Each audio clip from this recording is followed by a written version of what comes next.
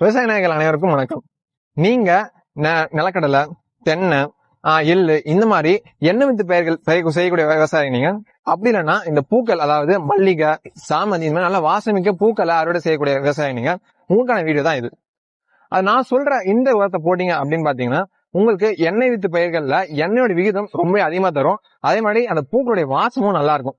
For example பாத்தீங்கன்னா 1 kilo நிலக்கடலையே நீங்க 600 ml எண்ணெய் எடுக்கலாம். பாத்தீங்கன்னா நான் சொல்ற உரத்தை போட்டா நீங்க 750 வரையும் எண்ணெய் எடுக்கலாங்க. அது என்ன ஒன்று பாத்தீங்கன்னா சல்பர்.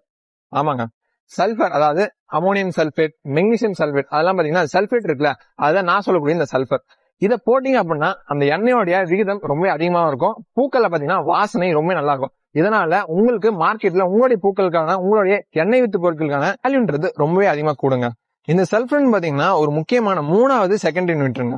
இது பாத்தீங்கன்னா நீங்க நோய் எதிர்ப்பு போட்டா நோய் எதிர்ப்பு, பூச்சிகளுக்காக பண்ணா பூச்சி எதிர்ப்பு, இந்த மாதிரி சல்பர் பாத்தீங்கன்னா பன்முகங்கள் கொண்டது. சோ இந்த சல்பர் நீங்க தனியாகவும் கொடுக்கலாம். அப்படின்னு பாத்தீங்கன்னா அமோனியம் சல்பேட்டாக இல்ல மெக்னீசியம் சல்பேட்டாக இரட்டித்து இந்த மாதிரி கொடுக்கலாம். சோ இந்த சல்பேட் அப்படின்ற வார்த்தை உள்ள உரங்களை நீங்க கொஞ்சம் அதிகபட்சமா கொடுத்தீங்க அப்படின்னா உங்களுடைய இந்த பிளவர் கிராப்ஸ் இல்லைன்னா எண்ணெய் சார்ந்த பொருட்கள் அதோடைய விகிதம் ரொம்ப அதிகமா கொடுக்கணும்.